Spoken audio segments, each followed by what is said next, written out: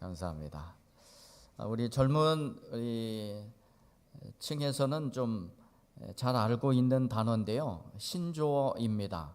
힘, 숨, 찐, 힘, 숨, 찜. 발음도 잘 안 돼요. 무슨 뜻이냐면 힘을 숨긴 찐따, 그런 뜻입니다. 힘, 숨, 찐이 힘을 숨긴 찐따, 그런 뜻입니다. 겉으로는 시원치 않아 보여요. 그런데 실제로는 엄청난 능력을 가지고 있는 사람을 힘숨찐 이렇게 부른다고 합니다. 표현이 조금 또 경망스럽기는 하지만 하나님을 이렇게 보면은요, 예수님을 보면 힘쓴 찐 같아요.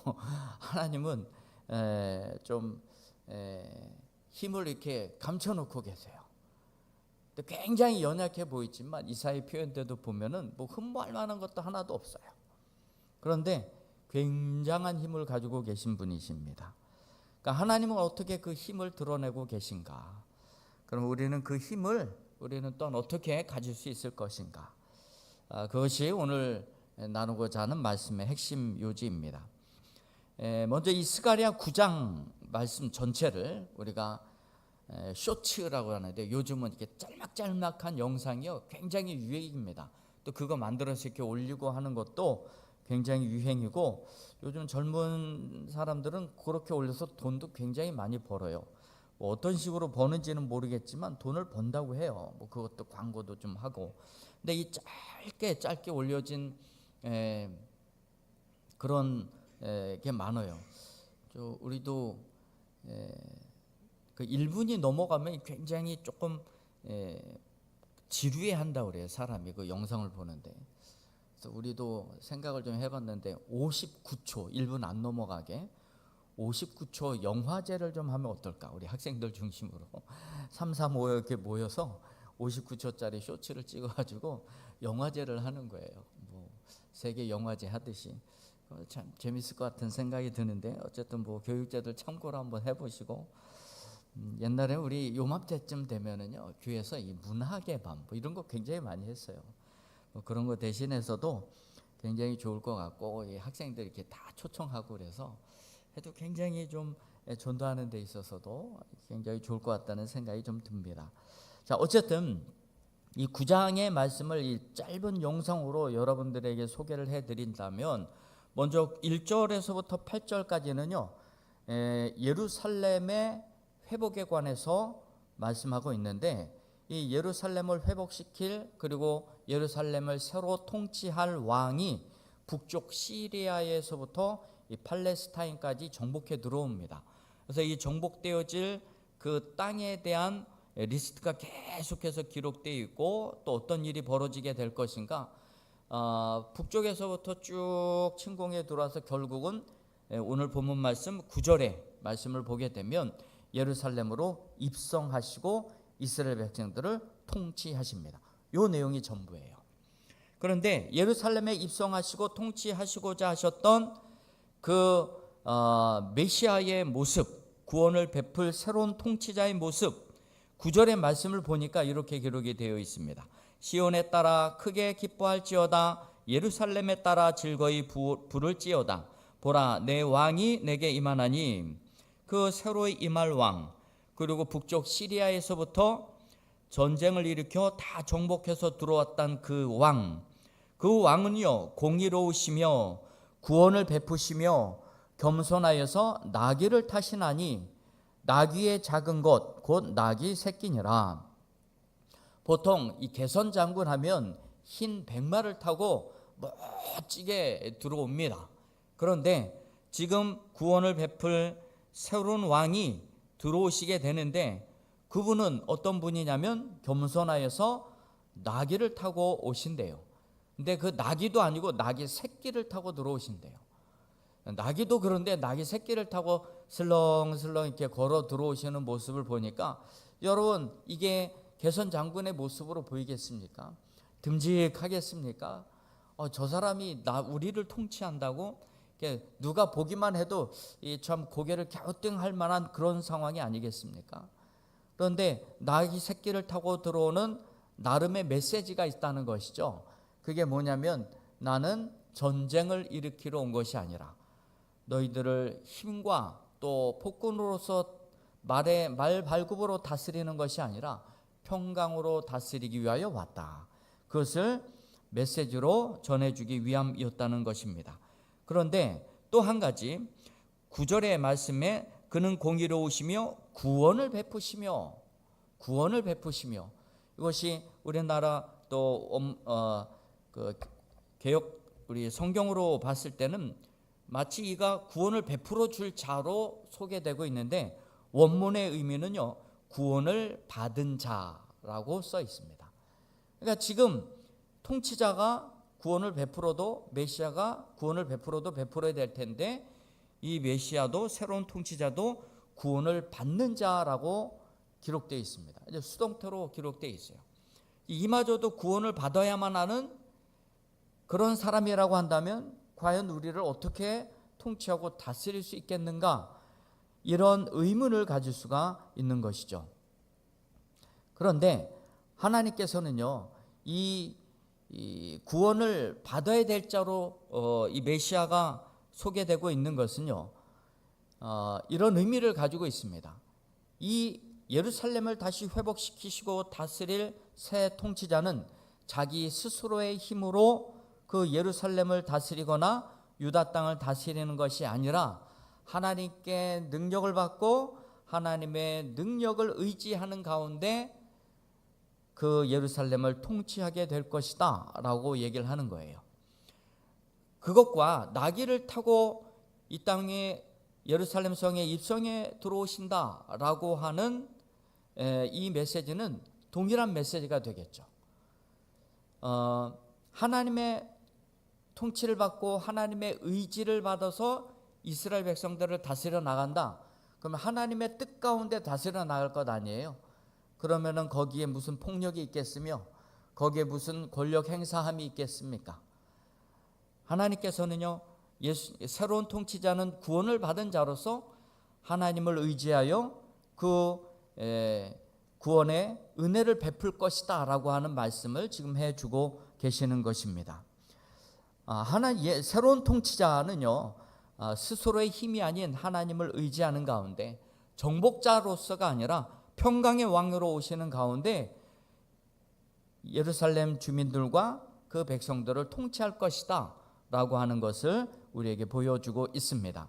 결국은 제가 복잡스럽게 이야기를 했지만 새로운 통치자는요, 그 1절과 8절까지의 말씀의 내용을 보면 세상이라도 집어삼킬 만큼의 능력을 가지신 분인데 왜 이렇게 갑작스럽게 평강의 왕으로 그리고 나귀 새끼를 타고 들어오셔야만 했을까? 결국은 이런 의미이겠죠. 그런 전사로서의 모습을, 그 힘을 뺀 것입니다. 그러니까 힘을 빼고 들어온 거예요. 내가 이러한 힘은 있지만 예루살렘 성에 들어올 때는 내가 힘을 빼고 들어온다는 것은 너희들을 평강으로 지켜내겠다라고 하는 그 의지를 보여주고 있는 것입니다. 지금 새로운 통치자는요, 군인이 아닌 겸손의 왕으로 그리고 평강의 왕으로 오실 메시아다라고 하는 것을 보여주고 계시는 것입니다. 예수님의 사역 방식을 가만히 이렇게 보시면요, 예수님은 충분히 하늘을 그야말로 들었다 놨다 할 권세와 능력을 가지고 계신 분이십니다. 그럼에도 불구하고 예수님은 힘을 빼고 사역을 하셨어요. 그리고 하나님이 원하시는 사역을 감당하셨습니다. 그 예수님은 힘을 쥡이 아니었어요. 그리고 또 힘을 쥐는 것도 아니었어요. 예수님은요, 힘을 놓으심으로 사역을 감당하셨다는 것입니다. 예수님 마지막 만찬을 하시고 난 이후에 겟세마네 동산에 올라가셔서 기도하셨어요. 기도하시고 난 이후에 가룟 유다의 배반과 또 로마의 군인들이 같이 와서 예수님을 잡아가려고 찾아왔습니다. 그런데 그 현장에서 베드로가 갑작스럽게 칼을 빼들었습니다. 그래서 대제사장의 종 말고의 귀를 내리쳤습니다. 그러니까 귀가 뚝 떨어졌어요. 그러니까 예수님이 아주 아무렇지도 않은 듯 그 귤을 집어들어서 딱 갖다 붙여주셨죠. 그러면서 베드로에게 하는 얘기가 뭔지 아십니까? 야, 칼 집어넣어. 칼을 든 자는 칼로 망하게 될 것이다. 이렇게 말씀하셨어요. 무슨 얘기입니까? 베드로에게. 야, 너 힘 좀 빼. 칼로 우리가 힘을 가지고 살아갈 것은 아니야. 그러면서 예수님이 동시에 이런 말씀도 하셨어요. 내가 지금 하늘에 12군단이나 더 되는 천사들을 내가 부릴 수 있는 힘이 없는 줄 너는 아냐 모르냐.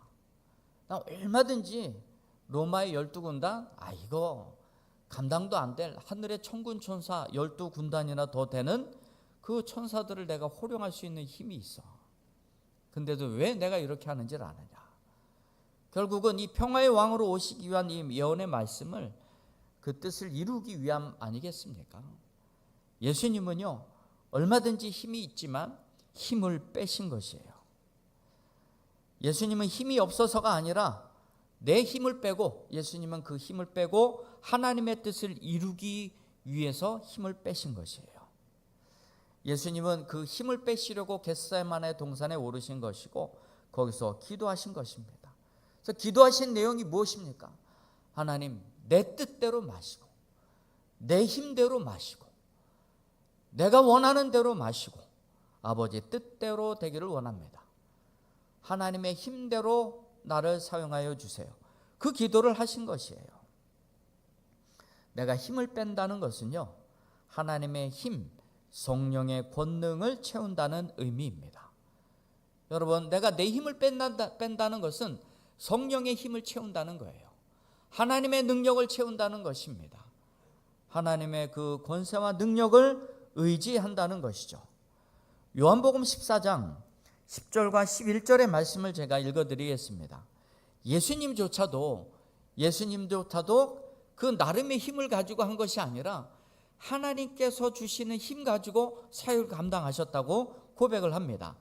내가 내 아버지 안에 거하고 아버지는 내 안에 계신 것을 내가 믿지 아니하느냐. 내가 하나님 안에 있고 하나님이 내 안에 있고, 결국은 예수님도 하나님을 의지하여 사역을 한다는 것이죠. 내가 너희에게 이르는 말은 스스로 하는 것이 아니라 아버지께서 내 안에 계셔서 그 일을 하시는 것이라. 하나님이 내 안에 계시다. 그래서 내 안에 계셔서 하게 하시는 일을 나도 한다. 내가 아버지 안에 거하고 아버지께서 내 안에 계심을 믿으라. 그렇지 못하겠거든 행하는 그 일로 말미암아 나를 믿으라. 내 안에서 행하시는 그 성령의 힘을 가지고 내가 행하는 것이다. 그래, 내가 행하는 그 일로 너는 하나님이 내 안에 계시고 하나님을 보는 것으로 너는 생각해도 무방하다. 빌립한테 하는 얘기입니다. 빌립이 하나님 보여주세요. 그러니까 내 안에 하나님이 있는데 내가 하는 일을 보고도 너는 하나님이 하는 것을 알지 못하느냐. 여러분, 우리 안에 성령이 있고 하나님이 있고 내가 힘을 뺄 때에 그 성령이 내 안에서 역사하셔서 하나님의 일을 하게 하시는 것이에요. 여러분, 이 동일한 말씀이 하나님과의 관계 속에서 있게 되었던 이 동일한 힘의 원리와 방식을 어떻게 또 예수님이 우리에게 적용시키냐면 그 다음 장 15장 요한복음 15장 4절과 5절에 이렇게 말씀하고 있어요. 여러분, 요한복음 15장의 말씀이 어떤 말씀인지 아시죠? 예수님은 포도나무고 그것도 참 포도나무, 들포도나무가 아니에요. 참 포도나무. 들포도나무는요, 이거 제멋대로 자라요. 열매도 없고, 들포도나무는요, 그 열매가 참 독하고, 이사야 5장의 말씀을 보면 이 들포도나무의 그 열매는 말하자면 이 독한 냄새, 시궁창 냄새가 난다. 그렇게까지 표현을 하고 있습니다. 그러니까 이 참 포도나무는요, 관리가 되는 거예요. 그래서 포도 열매를 아주 왕성하게 맺을 수가 있는 것이죠. 그러니까 나는 포도나무고 너희는 가지라. 이렇게 말씀하셨어요. 그래서 너희가 내 안에 있고 내가 너희 안에 있어야 무엇이든지 구하는 대로 너희들을 얻을 수 있다. 이 말씀을 하세요. 그러나 그 관계를 떠나서는 아무것도 아닌 것으로 말씀하고 계십니다. 그러니까 요한복음 15장 4절과 5절의 말씀 제가 읽어드립니다. 내 안에 거하라. 나도 너희 안에 거하리라. 이것이 요한복음 4장 10절 말씀과 다를 게 무엇이 있어요? 내가 아버지 안에 있고 아버지가 내 안에 있고. 계속해서 읽어드립니다. 내 안에 거하라 나도 너희 안에 거하리라. 가지가 포도나무에 붙어있지 아니하면 스스로 열매를 맺을 수 없음같이 너희도 내 안에 있지 아니하면 그리하리라. 나는 포도나무요 너희는 가지라. 그가 내 안에 내가 그 안에 거하면 사람이 열매를 많이 맺나니 나를 떠나서는 너희가 아무것도 할 수 없음이라. 우리는 포도나무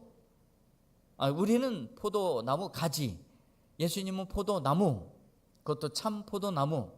그러니까 예수 안에 거하고 예수님이 내 안에 거할 때에 주의 능력이 나타나고 또 열매를 맺을 수 있고, 그러나 우리가 하나님의 그 능력을 떠나는 순간 우리는 아무것도 아닌 것으로 말씀하고 있는 것입니다. 여러분, 우리가 그리스도 안에 있다라고 하는 것은 무슨 의미입니까? 우리가 힘을 빼고, 나의 힘을 빼고 하나님의 힘, 예수 그리스도의 힘을 공급받는 것이 아니겠습니까? 그 뿌리로부터 전해주는 그 영양분을 받아야 우리가 열매를 맺듯이, 우리가 열매를 맺을 수 있는 그 힘은 예수 그리스도에 붙어 있을 때밖에 없다는 사실이죠. 그래서 우리는 예수께 꼭 붙어 있어야 되는 거예요. 우리의 힘과 우리의 능력은 그리스도 안에 있을 때 발휘되는 것입니다. 그래서 우리도 그리스도 안에 머물기 위해서는요, 내 힘을 쫙 빼야 돼요. 그래서 주의 능력, 예수님의 능력으로 채워야 우리도 비로소 힘있고 열매 맺는 삶이 되리라 믿습니다.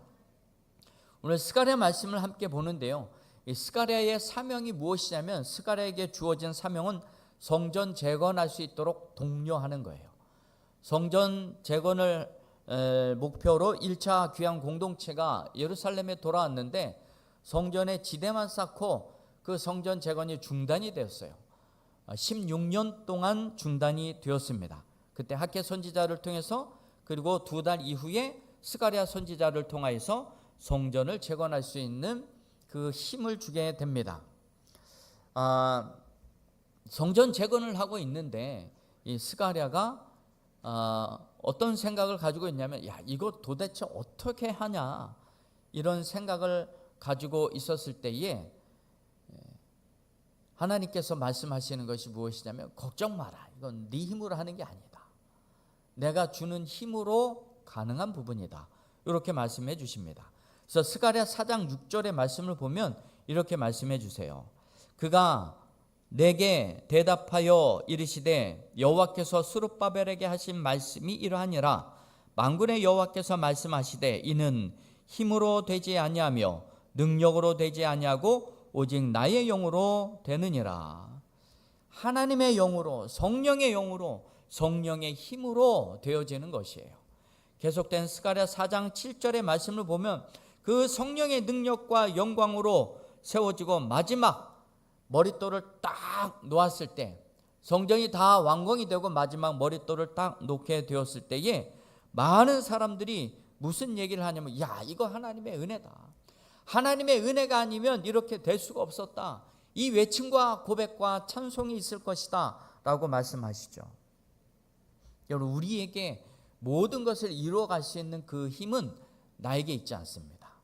내가 그리스도 안에 거할 때, 하나님 안에 거할 때 비로소 힘이 발현되어지는 줄 믿습니다.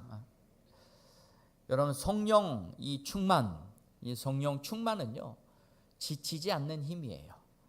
그래서 이 스가랴 4장 6절 이전의 말씀을 보면 두 감람나무에 관한 비유가 소개되고 있습니다. 이단들은 요거를 굉장히 많이 자기들한테 쓰기에 굉장히 좋은 표현으로 이용을 하고 있어요. 여기서 두 감람나무는 누구다, 나다, 이런 식으로 얘기를 해요. 여러분, 그 두 감람나무는요, 올리브 나무잖아요. 올리브 나무가 있고 순금 등잔대가 하나가 있어요. 이 순금 등잔대에 불을 붙이고 불이 계속 타기 위해서는 기름이 계속 공급되어야 돼요. 그러면 그 두 감람나무, 올리브 나무를 통해서 기름이 계속해서 공급되는 거예요. 그래서 이 등잔대의 불이 꺼지질 않는 것입니다. 여러분, 우리가 꺼지지 않는 힘의 능력이 어디로부터 오냐? 성령 하나님으로부터 오는 거예요. 하나님의 능력과 그 권세로부터 오는 것입니다. 그러면 그 힘을 우리는 의지하고 살아가야 되는 거예요. 우리가 그리스도 안에 있을 때, 하나님 안에 있을 때 비로소 우리에게 주어지는 힘과 능력이 되는 줄 믿습니다. 제가 치과 치료를 제일 받기 싫어해요. 뭐 기계 소리, 그리고 막 이 가는 소리, 뭐 그러면 이게 타는 냄새도 그냥 코끝으로 전해지고요. 굉장히 싫어요. 이 치과 치료를 받다 보면 여러분들은 어떠신지 모르겠지만 저는 이렇게 발끝에 이렇게 힘이 많이 가는지 모르겠어요. 뭐 어떻게 될 것 같은 생각이 들고 몸에 힘이 잔뜩 들어가요. 그때마다 이 치료하시는 분이 뭐라고 얘기하냐면 힘 빼세요. 힘 빼세요. 그럽니다. 힘 빼지 않으면 이게 좀 다칠 수도 있습니다. 힘 빼세요. 괜찮아요. 힘 빼세요. 그러니까 아프면 그냥 손 하나 이렇게 딱 들면 돼요. 그렇게 하시면 됩니다. 그런데 그냥 막 힘이 막 들어가요. 힘 주다 보면 어떻게 되냐면 이 침이 막 흘러요. 이거 너무 지저분한가요? 주사 맞을 때도 항상 그래. 힘 빼세요.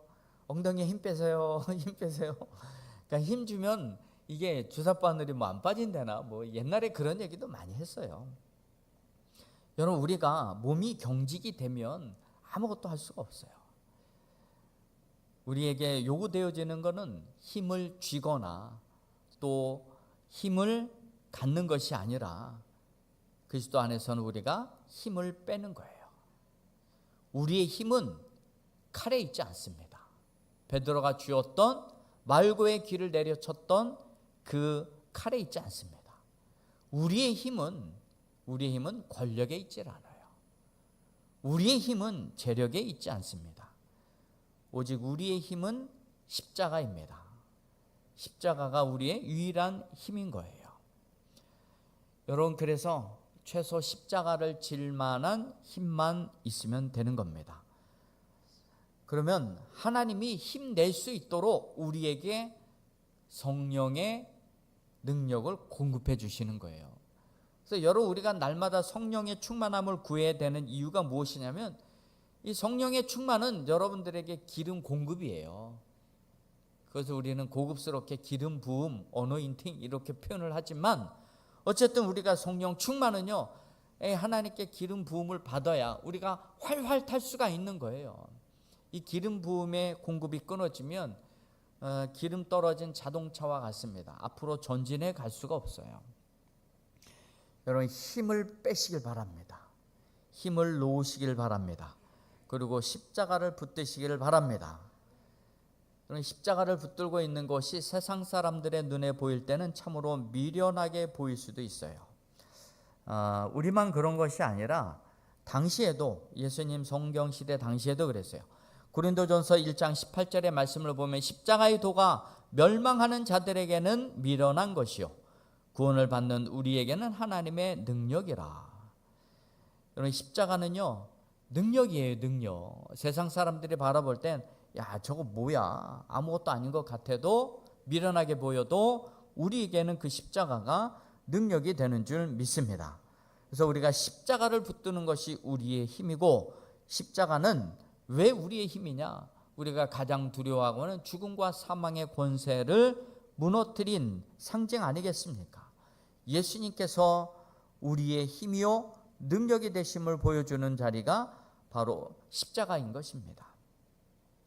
메시아, 평강의 왕, 새로이 통치할 왕, 그 왕은 예루살렘에 입성하셔서 이제는 그의 숨겨진 힘을 드러내십니다.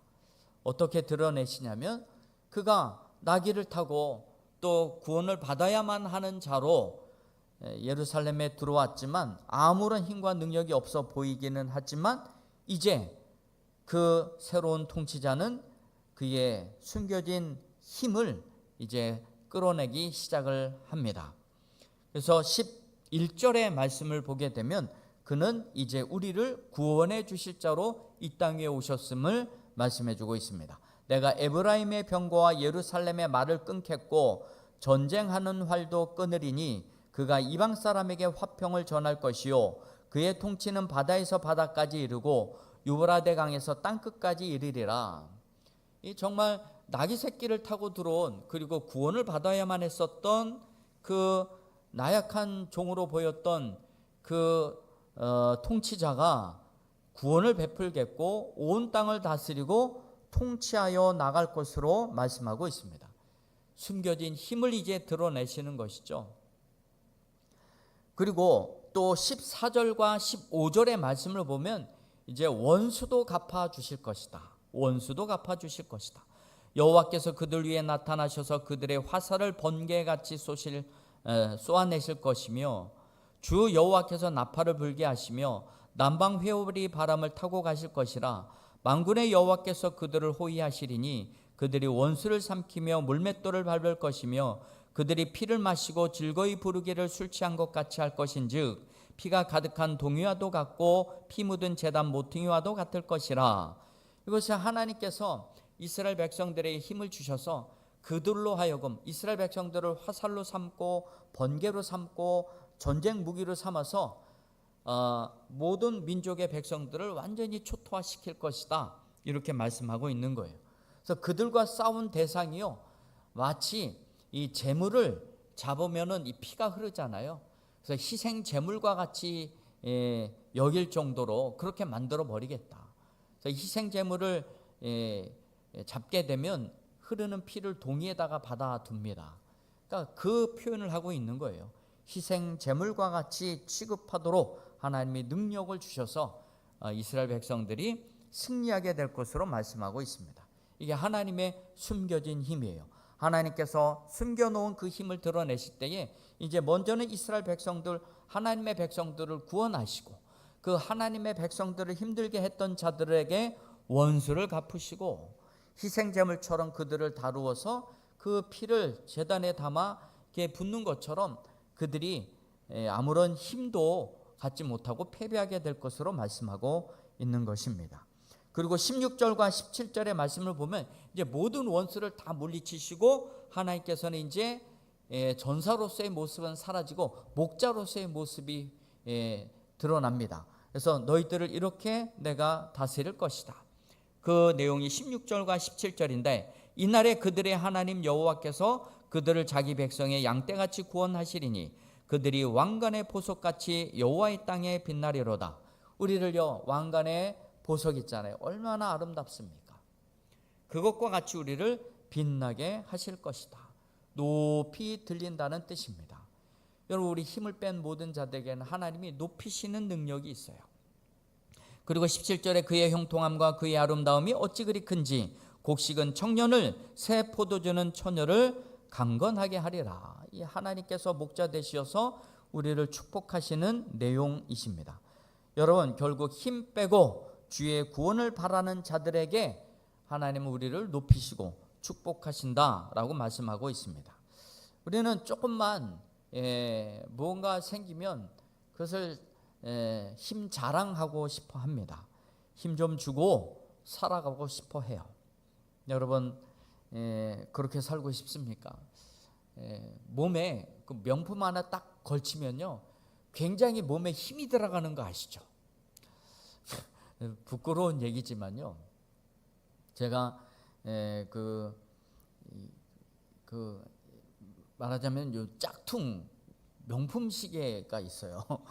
이게 뭐 한 2천만 원 원가 치면 3천만 원 이렇게 가는 시계인데 제가 뭐 몇만 원 정도 주고 제가 짝퉁 시계를 하나 산 게 있어요. 그런데요, 그거를 딱 차고 나가잖아요. 근데 그 업자들도 이게 진짜인지 가짜인지 구별을 잘 못해요. 제가 이걸 딱 차고 있으면요, 사람들이 막 쳐다봐요.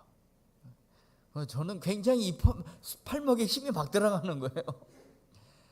그런데 이 백화점이나 이런 데 가시고 시계 파시는 분들 보면 그 사람들은 뭐만 보냐면 시계만 봐요. 그걸 딱 이렇게 보고서 그래서 자꾸 불러요. 우리 시계도 한번 봐달라고. 여러분, 이 가짜 시계 하나인데도요, 유명 브랜드 하나 딱 차고 있으니까 힘이 빡 따라가더라고요. 우리는 그렇게 살아가요. 그러나 하나님께서는 우리가 그런 성향이 있는 우리들에게 힘 좀 빼라. 힘 좀 빼고 살아가라.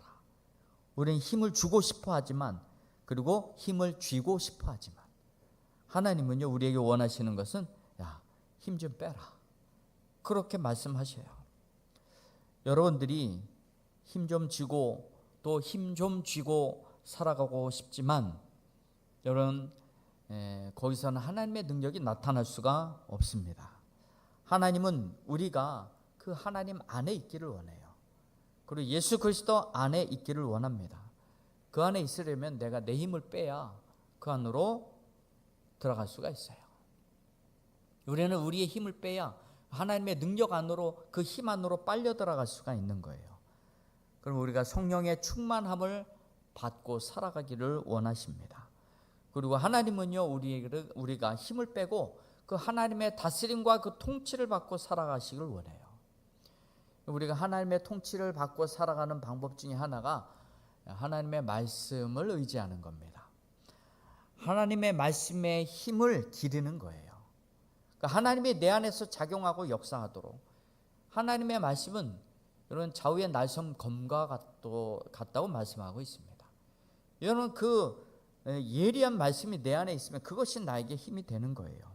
그 하나님의 말씀을 받는 것이 하나님의 통치를 받는 방법인 것입니다.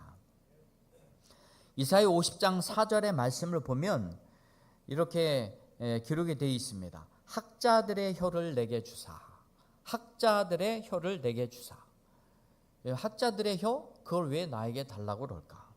이 학자라고 하는 이 단어의 뜻이요, 람무드인데 공부하는 자입니다.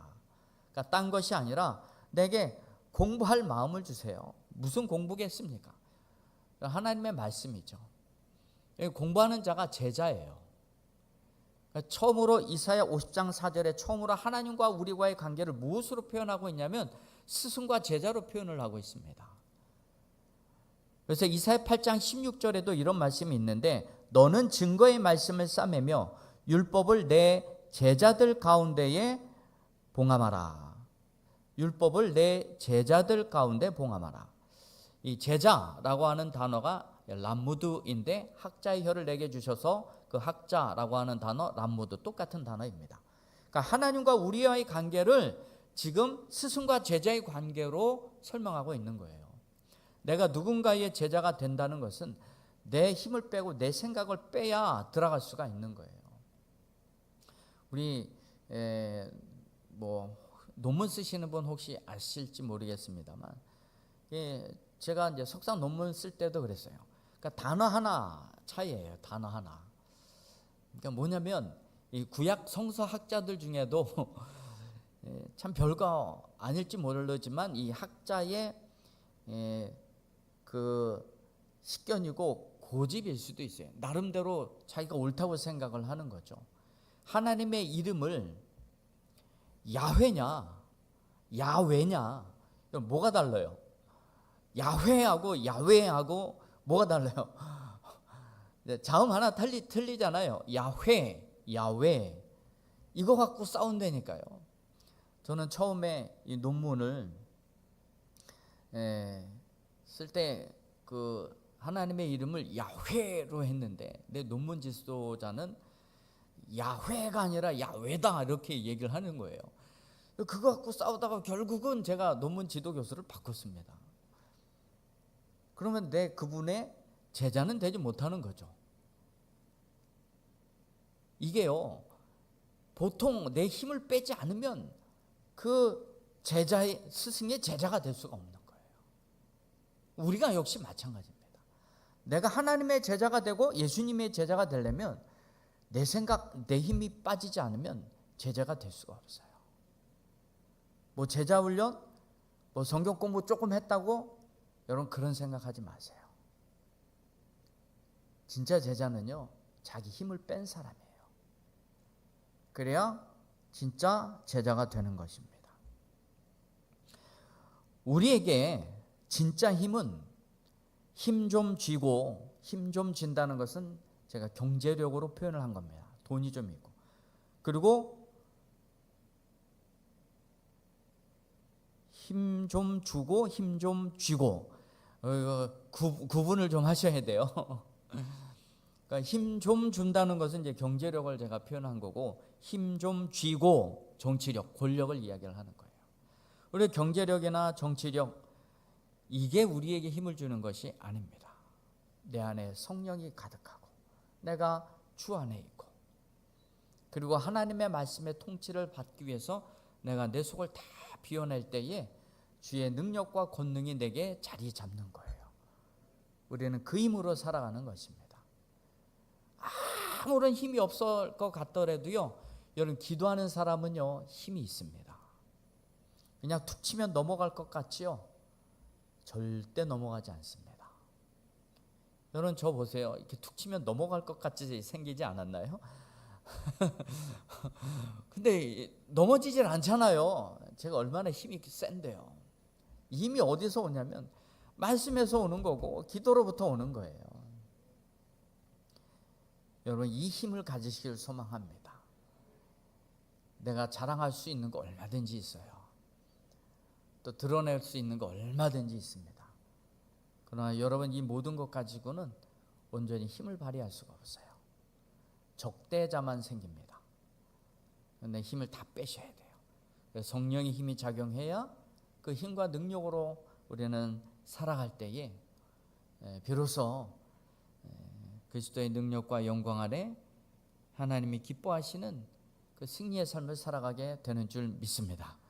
힘 빼시고 힘 얻으시기를 성령과 하나님의 말씀으로 힘을 얻어 살아갈 수 있게 되기를 주의 이름으로 축원드립니다. 기도하